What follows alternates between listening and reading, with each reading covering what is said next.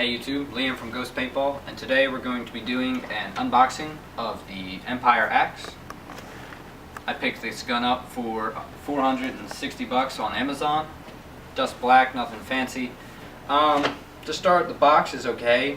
I would have liked to see a better case, especially for $460. I think the Mini comes in like a zipper case. But with that, let's get the unboxing. Alright, to start we're just going to lift the lid right off. Don't need that. Inside you have your operations manual on a CD. You've got your quick start guide.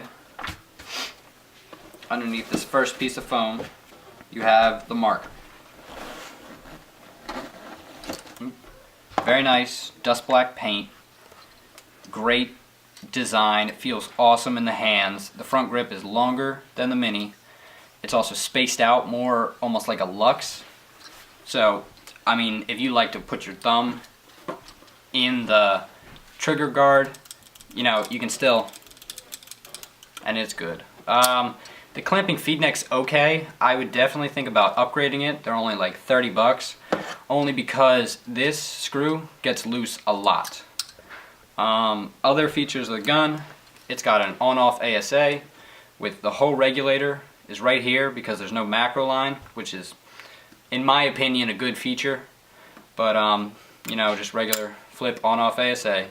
And then what's new about this gun is instead of the Mini where you had to get your Allen key, unscrew the bolt all the way out, it's got a quick release bolt where you push this button in right here, then zigzag it out, and there's your whole bolt assembly. It's just as easy to put back in. Push it in, zigzag, and it's good to go. Now under this foam you have your stock 12-inch barrel. I've heard people say they don't like this barrel. I think it shoots okay.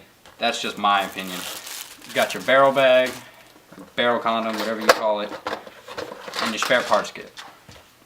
And that's basically it for the box. Now, like I said before, I would have liked to see a better box. I know on the internet you can find, it's like $50 for a hard box, and I guess that's worth it, but you know, pretty nice gun. Eventually I think I'd like to upgrade to the Super Freak barrel kit and the Redline board, but just out of the box I think the gun does pretty okay. More things talking about the axe. I already said I don't like the feed neck just because it gets loose. You could buy some blue Loctite, you know, put it on there, keep it tight. Also, this regulator gauge on here, I mean, yeah, it's great for when you're first getting the pressure down, but then once you have it, it kind of gets in the way. Like if you're going to shoot left hand, no problems on the right hand, going to shoot left hand, it rubs your wrist, rubs your palm, it just gets in the way, and that's kind of a downside that you can't take it out. The eyes, it has brake beam eyes. I would probably upgrade to laser eyes just because they're better. You know, it's only $30. It's a lot of upgrades, but you know, it's to make the gun better. The trigger has 3 points of adjustment: the magnet return, the backstop, and the micro switch activation point. It's a decent trigger. There's a little side play in it, which that's fine. It doesn't really matter that much. It's a nice curved trigger, so that's fine. The trigger pivot point probably should have been set back better, just because like if you've watched any of Mike from Tech PB's videos, he'll explain all of why the point should be back here. I'm not going to steal his thing, but basically just that. Let's go inside the board and the front grip. In a second, I'm going to show you how to get into the front grip, which is where you change your battery, your board, how you can change the entire front grip if you want. But first I want to say something about the not having the macro line.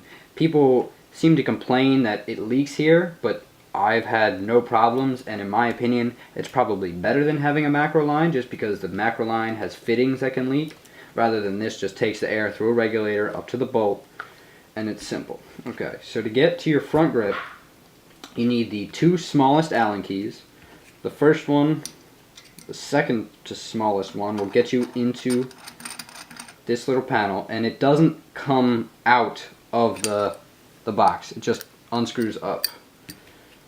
So that's done. This is where you get your 9-volt. This is your board, which this board connects to the main board, which is up here under the breech. So to take this off, if you want to upgrade to the OLED board or the Redline board, or I think Virtue has a board, is there are 2 screws in here. You just unscrew those. This may take a bit.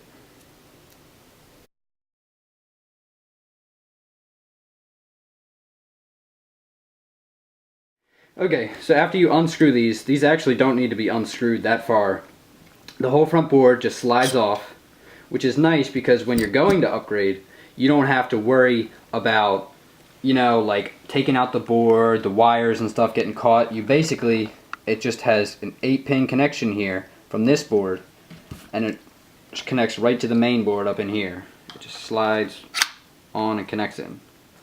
Now, the stock board isn't all that bad, but it can't do very much. I say it has the normal ramps. You got semi-auto, PSP ramp, Millennium ramp, and maybe not Millennium. I think it's NPPL ramp, and then you've got full auto. It has quite a bit of adjustable features for a stock board. It has the fire mode. It's got the rate of fire, which you can set it anywhere from 8 balls a second to 20 as the max. Then it has like how long the trigger needs to be unpressed before the solenoid will fire again. It has, and I'm just going on, but it's got a ton of features basically for a stock board, and I would expect that out of a marker in this price range.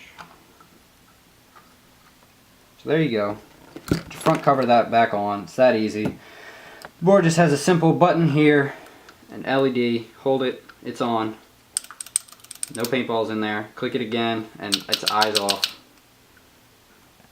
Nothing too fancy. A lot of you newer players that are watching this video are probably thinking, well, maybe you have, like, let's say a Tippmann 98, or you rent, or you have a gun such as my friend, the Spider Phoenix, which is, I think he got it for like $120 at Dick's Sporting Goods. Why do I need to upgrade? What would be the point? If you're serious about paintball, there are numerous reasons to upgrade. I mean, for instance, the barrel. This comes with a stock 11-inch barrel. The Axe comes with a stock 12-inch barrel. Now, both guns can be upgraded because they're both autococker, but right out of the box, the Empire Axe is going to have more accuracy just because of the barrel. Second, the feed neck on this one is simply Allen key. This one has at least a clamping feed neck, although I don't like it. You can get Loctite. It's a clamping feed neck, so that makes taking the loader on and off easier, and you can do it more quickly if you're on the field and you have a problem with it and you need to, or you're just simply, for the sake of not being frustrated with Allen keys and all that, you can change that. This gun contains a spool valve, and this one is a poppet. Poppets, in the long run, they save you air because they're more air efficient, but it's really preference and how the gun shoots. This being a spool valve, it also has more things to clean. But just compared to the Axe, you've got your Derlin bolt and you have your whole secondary regulator in here. That you all have to clean, has to be lubed, this has to be dry, which can make, if you break paint in here, a bit of a problem. Now, moving on to trigger. This trigger obviously has very little side-to-side play. This one obviously has much more. This is just a flat, well, not necessarily flat, but it only has a slight bit of curve, which doesn't account for the difference in your finger position. Also, the pin for the trigger is right above it, making it, you have to hold the gun with your hand flat to be able to walk the trigger, whereas this one is set back a bit, and it's also curved to match your finger position. So each trigger pull is at the same for each finger, making it easier to walk the trigger with your hand down like this, creating a lower profile. The regulator. The regulator is in the front grip here, and this one has it right below the body. This one has a macro line, this one doesn't. Again, I talked about the leaking and fittings and stuff. I just personally, aesthetics wise, like the non-macro line. It's preference, if you care or not. This trigger guard is bigger, so if you like this one to wrap your thumb around, your fingers kind of get in the way. Not too much, but you know, again, it's a preference thing. This front guard is also curved more towards the profile of your hand, making it a nicer feel, whereas this one is just a pole that you kind of hold on to. Moving on to the ASA. This ASA is just standard screw-in ASA. It'll go, unscrew the tank, it shuts off. There are a number of problems with this. One, because the tank, you can blow O-rings by, I don't know if you're using CO2 or compressed air, but either one, when you unscrew it, the rapid release of air can blow O-rings. Second of all, the threads on your tank, the pressure from the tank as you're unscrewing is pushing the tank outwards, grinding the threads. Whereas this one has an on-off ASA where when you're screwing it in and screwing it out, there's no pressure on the tank. Then you can flip it on, pressurizes, and when you're done, flip it off and it depressurizes so you can take out the tank freely. Moving on to the grip. This grip is just solid on both sides, not a wraparound or anything, 3 screws.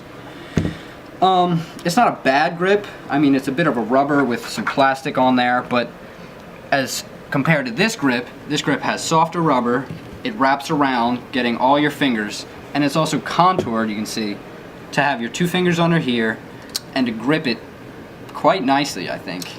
With the back of the gun coming out farther so it kind of fits your, whatever the hell that is, right here, in the gun better. This one has it too, but it's more abrupt, of just like a J rather than actually contouring to it. And lastly, we're going to talk about the difference in the stock boards between the two. This gun has technically an LED display, but the LEDs just light up behind words in a black sheet of plastic or whatever that is to show you what's on. Like, see here, there's battery indication, eyes are on, it's on semi-auto, and safe is on. You can turn off safe, turn eyes off, you know, turn off the gun, and I mean, it's okay compared to this one where it's just the button and you have an LED. Again, there are board upgrades for it, but even on this one just has very standard, you know, semi PSP ramp, Millennium ramp, and that's it. It just has those 4, whereas this one has 4 different modes, including semi-auto, and there's also a lot more features of the gun you can control, like I explained earlier, the rate of fire, stuff like that. So that's basically why you should upgrade to a better gun, and there are better guns, of course, even than this, but if you're getting more serious about paintball and you're still on a budget at $460 for the quality of this gun, that is a great deal. I mean, this gun is phenomenal for the price. So, this is Liam from Ghost Paintball. That's it.